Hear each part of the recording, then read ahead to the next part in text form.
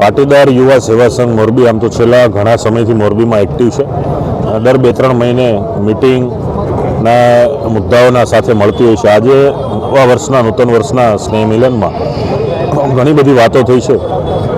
જેમાંની વાતો છે કે ભાઈ અહીંના વિસ્તારોની અંદર જે ફાઇનાન્સની ઓફિસો ખોલી અને સમાજના લોકોને ટાર્ગેટ કરીને એને વધારે વ્યાજે પૈસા આપી અને સમયાંતરે વ્યાજ એ રીતે પડાવે છે કે મૂળગી રકમથી પણ વધારે વ્યાજના પૈસા લઈ લીધા હોય છે.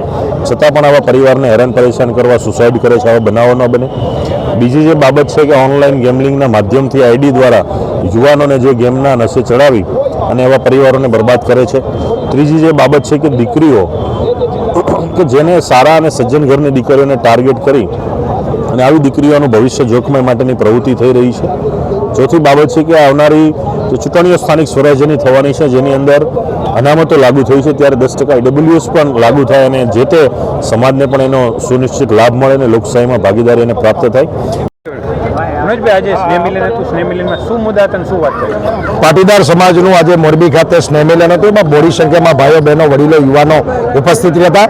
આજે સમાજના ચિંતન મનનનો વિષય હતો. સમાજને જે પીડાઓ છે એ શક્તિ દ્વારા પ્રદર્શન કરવાની હતી. આજે મોટી સંખ્યામાં પાટીદારો ઉપસ્થિત રહી અને આવનારા દિવસોમાં જે પાટીદાર સમાજને પીડાઓ છે અને જે સમસ્યાઓ આવવાની છે એની અહીંયા વાત કરી છે. જેમ કે દીકરીઓના પ્રશ્નો ખૂબ છે, ઓનલાઈન ગેમિંગ અને સટ્ટા, વ્યાજખોરી, લુખ્ખાગીરી, રોમિયોગીરી અને 10% અનામત જે પાટીદારોને પણ મળ્યું છે શિક્ષણમાં અને નોકરીમાં, એ EBC અનામત ફરીથી સ્થાનિક સ્વરાજની ચૂંટણીમાં પણ લાગુ પડે એવા મુદ્દાઓ સાથે આજે સ્નેહ મિલન હતું.